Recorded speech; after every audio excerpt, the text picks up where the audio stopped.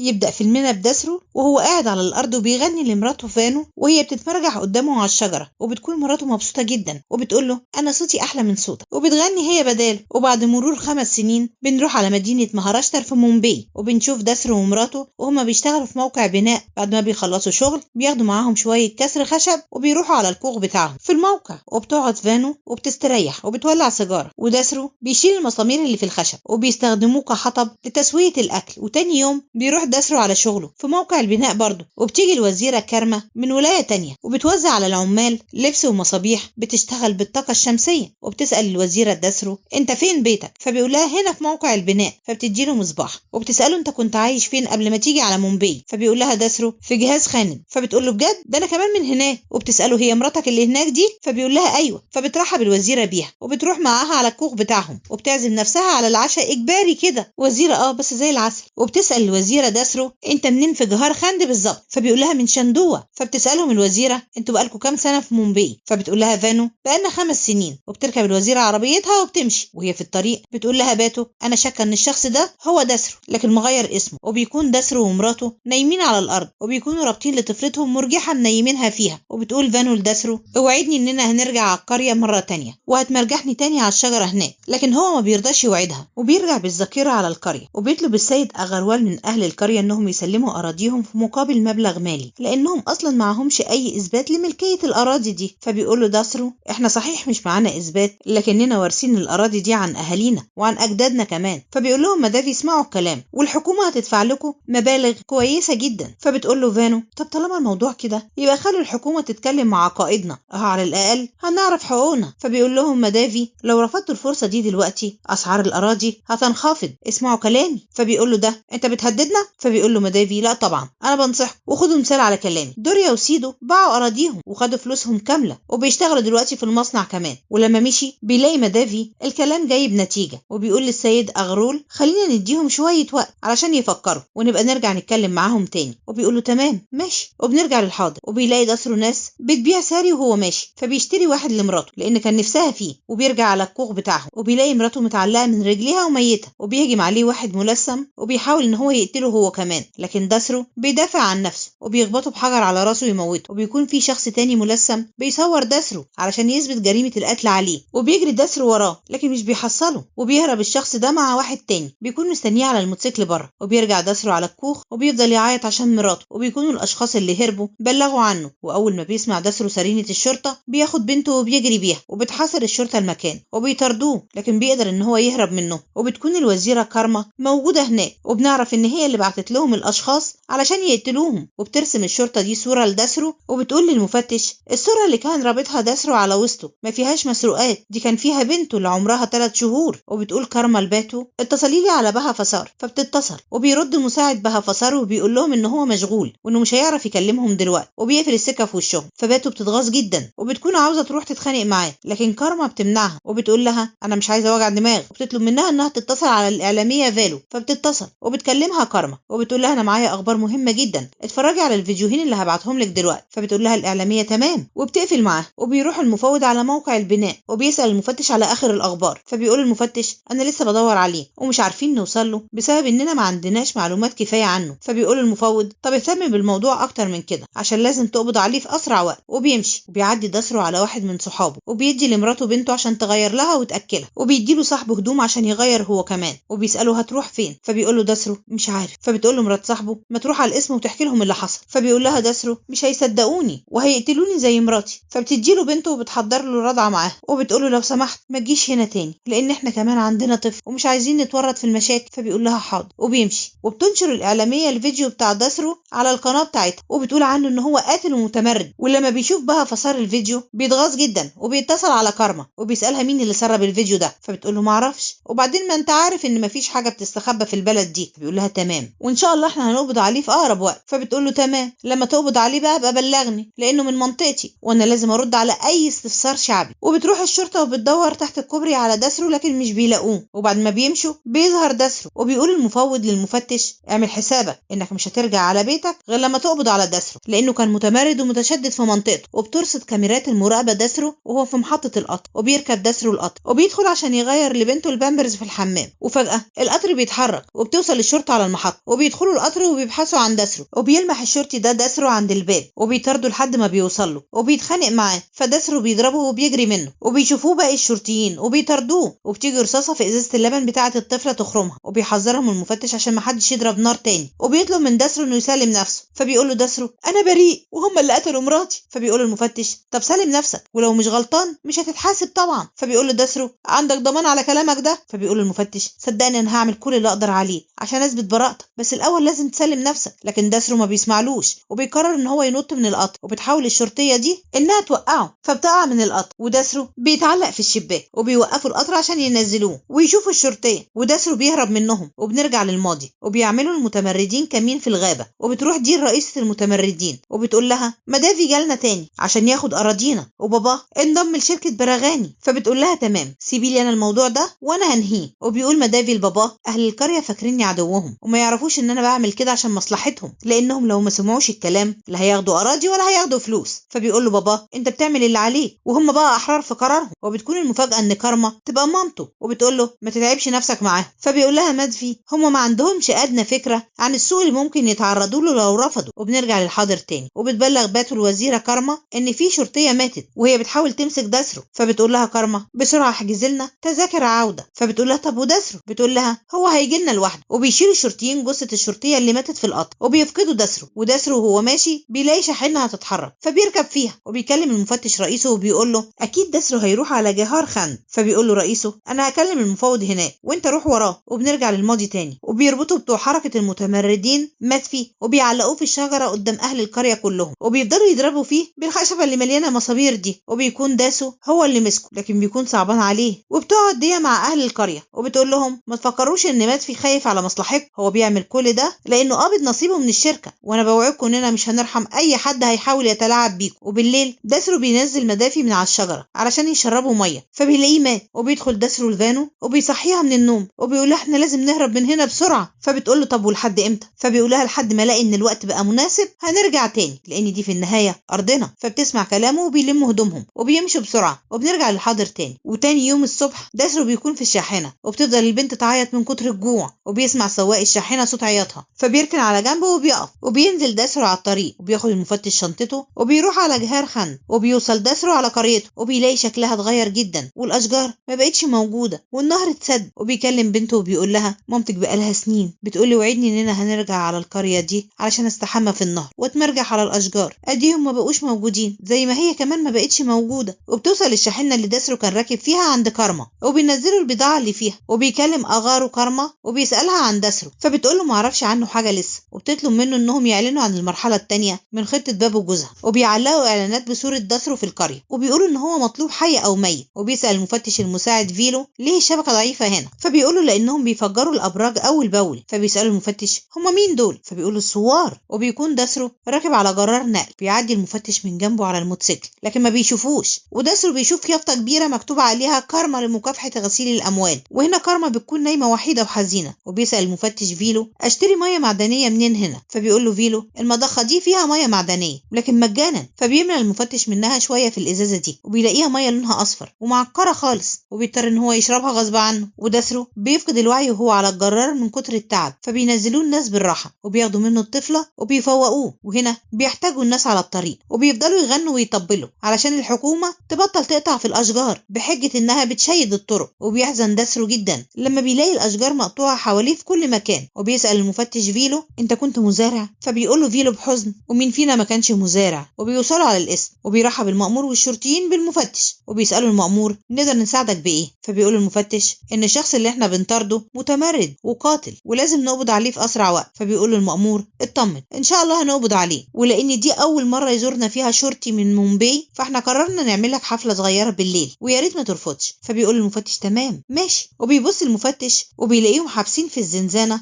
اولاد قاصر. فبيسالهم المفتش انتوا حابسينهم في سجن الكبار ليه؟ فبيقول له الشرطي ده لاننا لقينا معاهم سلاح. فبيسالوا المفتش هم من القبائل؟ فبيقول الشرطي ايوه. فبيقول المفتش المعروف عن القبائل انهم بيشيلوا اقواس وسهام من السلاح. فبيقول المأمور دي اوامر عليا ما تشغلش بالك انت بيها وتعالى استريح في اوضتي شويه. فبيبص المفتش وبيلاقيه محول زنزانه سجن الرجال لغرفه شخصيه له هو، وبيدخل وهو مستغرب كل حاجه حواليه. وبعد ما بتسخن كارما الاكل ما بيجيلهاش نفس انها تاكل لوحدها وبتخرج تقول لباتو تعالي كلي معايا. فبتقول لها باتو معلش سامحيني لاني مش هقدر عشان بابا مستنيني نتعشى سوا، وبتستاذن منها وبتمشي. وداسرو بيصطاد سمك وبيشويها وبياكل هو وبنته وبيشيلها وبيفضل يغني لها عشان تنام. والمفتش ما بتعجبوش الحفله اللي المأمور عملها له، وبيشوف ان اللي بيعملوه ده تهريج وبيمشي وبيسيبهم. لا وبيفصل الكهرباء عنهم كمان علشان يخلص من صداعهم بقى، لانهم بصراحه ما بيفصلوش خالص وبيكملوا اللي بيعملوه على اضواء كشافات الموبايلات. وتاني يوم الصبح بيكون المأمور والشرطيين نايمين ومش حاسين باي حاجه من كتر الشرب والسهر بتاع امبارح. والمفتش بيخرج الاولاد القاصر من الزنزانه وبيخليهم ياخدوا اقواسهم وسهامهم ويهربوا على الجرار، لانه بيعرف انهم ابرياء وتهمه السلاح دي متلفقه لهم طبعا. وبيكون داسرو راكب على ظهر عربيه وبيشوف الناس اللي في القريه احوالهم اتدهورت جدا، وبيقول اللي راكبين معاه انتوا ليه ساكتين على الظلم ده وليه محدش فيكم بيقاوم؟ فبيقولوا له هنقاوم ضد مين؟ فبيسالهم فين حراس الغابه؟ فبيقولوا له القتال بيغذي الروح مش البطن. وبيمشي داسرو وهو مستخبي في نفسه وبيروح لصاحبه شمشون في السوق وبيساله شمشون انت بتعمل ايه هنا؟ فبيقول له داسرو كنت جاي عشان ادور على القائد لكن ما لقيتش حد فاضل منهم بسبب ان الشركه ما استغنتش عن الغابه. وبيقعد يستريح وبيساله شمشون بنتك اسمها ايه؟ فبيقول له داسرو اسمها جورام. فبيساله شمشون عن احوال فانو. فبيقول له داسرو قتلوها علشان كده انا جيت عشان اترجى القائد ان هو ينقذني لان بنتي ملهاش غيري. فبيديله شمشون الشال بتاعه عشان يغطي وشه بيه وبيقول له قوم تعالى معايا. وبيشوف داسرو الاعلان اللي فيه صورته وهو ماشي وبيقول له شمشون انا كنت ببعت لهم امدادات غذائيه وتوقفت من 3 سنين لان في يوم جالي شاب التوصيل وقال لي ان كل الطرق اللي بتوصل للغابه اتقفلت خلاص. فبيساله داسرو طب ومين اللي قفلها؟ فبيقول له شمشون انت سمعت عن عمليه الصيد الاخضر؟ دول طردوهم زي الحيوانات وقضوا على حركه التمرد باكملها، ودلوقتي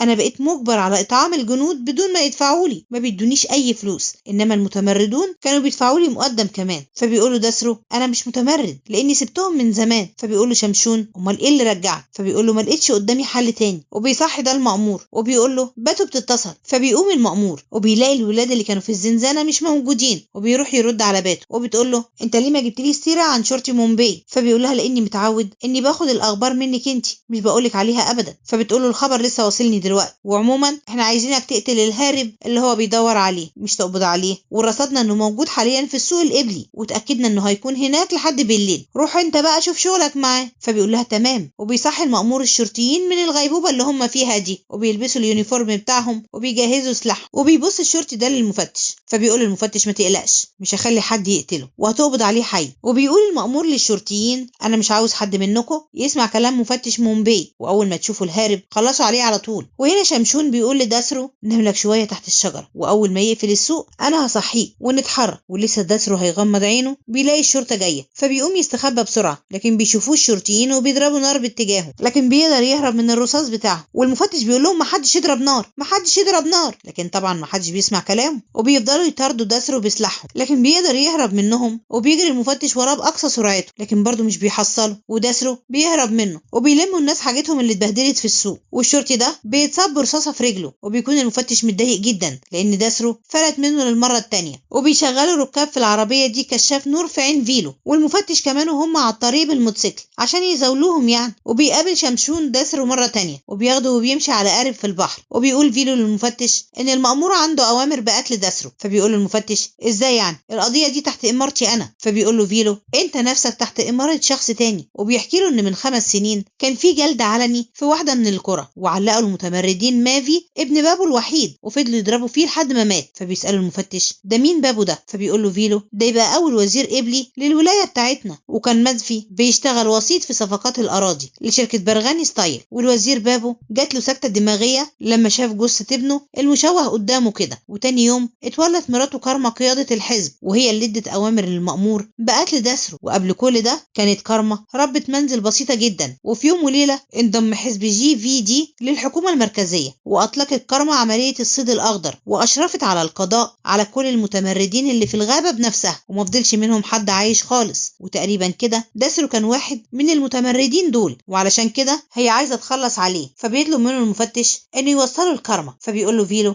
انا عندي اوامر بتوصيلك على المحطه الصبح بس انا هوصلك لبيتها الاول ومش هقدر اعمل معاك اكتر من كده. فبيحس داسرو ان شمشون باعه للحكومه وبيقوم يمسك فيه وبيهدده بخشبه معاه. فبيقول له شمشون سامحني انا عندي 3 ولاد وعيلة كبيرة، ولو ما كنت ساعدت الشرطة كانوا هيأذوهم. فبيقول له دسرو ما أنا كمان كان عندي عيلة. فبيقول له شمشون وإيه اللي خلاك تهرب من قريتك؟ فبيقول له دسرو أنا هربت من السلاح مش من القرية لأني ما كنتش عايز أقتل حد. فبيقول له شمشون وإحنا دلوقتي مجبورين على أمرنا، لأننا لو ما ساعدناش الشرطة هيسمونا متعاطفين وهيقتلونا، ولو ما ساعدناش المتمردين بيسمونا خونة وبيشنقونا. عايز نعمل إيه بقى؟ أنا ما عنديش خيار، لكن أنت عندك. فبيسيبه دسرو وبيسأل المفتش فيلو أنت ليه بتخاطر؟ فبيقول له فيلو مفيش قبيلة على وجه الأرض بتحب تشيل سلاح، والله أعلم إيه اللي خلى دسرو ييأس كده. وزي ما أنا لبست الزي ده بدون إرادتي فأنا متأكد إن دسرو هو كمان قتل غصب عنه. وبتطلع كارما في التلفزيون وبتقول أنا حققت لجوزي أول رغبة في خطته، وضعت مناطق كتير جدا بالطاقة الشمسية، وإن شاء الله قريب قوي هتنقل على المرحلة التانية من خطة التنمية للطرق والمستشفيات وقاعات السينما ومراكز التسوق، وهيمتلك سكان القبائل نفس الأشياء اللي بيمتلكوها سكان المدينة، وهيبقى عندهم كل حاجة في بيتهم، وهيحول الحزب كل قرية لمدينة. وبيروح دسرو وبيستخبى عند المقر بتاع الحزب وبيتشعبط في عربية من بتوع رجالة كارما وهم خارجين يعني. وبيقول المأمور للمفتش اركب معايا وانا هوصلك عند المحطة بنفسي علشان ما تاخدش رطوبة من الموتوسيكل. فبيقول المفتش لا انا هركب مع فيلو. فبيخاف فيلو ان هو يتحرك بدون اذن المأمور، فبيحط المفتش المسدس على راسه قدام المأمور وبيعمل نمرة كده وبيقول له لو ما اتحركتش انا هفجر راسك. فبيشغل فيلو الموتوسيكل وبيمشي بيه وبينادي المأمور على الشرطيين وبيقول لهم شغلوا العربيات بسرعة وهاتوا سلاحكم وتعالوا عشان نروح وراه. وبتشوف كارما بالصدفة في مراية عربيتها دسرو وهو متشعبط في عربية من بتوع رجالتها، وبتقول للسواق اطلع على مناجم برغاتي، وبتقول لباتو بلغي قوات الامن يبعتوا لنا جنودنا على هناك مسلحين. وبيكون دسرو ماسك في العربية بكل قوته علشان ما يقعش هو وبنته. وبيقول الشرطي ده للمأمور ما تبلغ السيدة كارما عن مفتش مومبي ومشكلته. فبيقول المأمور انت عايزة تسلخ جلدي حي ولا ايه؟ وبيوصل المفتش وفيلو على بيت كارما وبيقول فيلو للمفتش استناني هنا. وبيروح يسأل الشخص ده عن السيدة كارما فين. فبيقول له الشخص ده انها راحت على المناجم بس هتتأخر شوية على ما ترجع. وبيدخل المفتش وبيبص على بيتها وبيلاقيه بسيط جدا. فبيخرج وبيقول لفيلو اطلع على المناجم وبيحصله المأمور وبيحاول ان هو يوقفه، لكن فيلو بيشغل الموتوسيكل وبينطلق. فبيقول المأمور الله يخرب بيتك شكلنا كده هنموت كلنا على ايدك. وبيركب العربية وبيتحركوا وراهم بسرعة وبتوصل كارما ورجالتها على المناجم بالعربيات، وبيكونوا رجالتها في المناجم واخدين اوامر انهم يسيبوا دسرو يعدي لما يشوفوه. وبينزل دسرو من العربية قبل ما تقف، ولما مش بيلاقوه بتسأل باتو كارما هنعمل ايه؟ فبتقول لها ما تقلقيش هو هيجي لنا لحد عندنا بنفسه. وبيلبس دسرو زي العمال بالظبط وبيغطي وشه وبيوصل المفتش على المناجم وبيوريهم الكارنيه بتاعه، فبيفتحوا له البوابة وبيعدي هو وفيلو بالموتوسيكل وبيدخل دسرو المناجم من جوه على عربية نقل من بتوع العمال. وبتبلغ باتو كارما ان الشرطة دخلت المناجم. فبتقول لها كارما تمام لو سمحتي بقى سيبيني لوحدي شوية. فبتنزل باتو من العربية وبتسيبها لوحدها وبتعمل باتو مكالمة عشان تعرف ليه الجنود ما جوش لحد دلوقتي. ودسرو بيكون واقف على العربية النقل وبيراقب المكان حوالين كارما. وبيوصل المفتش عند كارما وبتحاول باتو انها توقفه لكن هو بيتجاهلها خالص. فبتزعق باتو لفيلو وبتقول له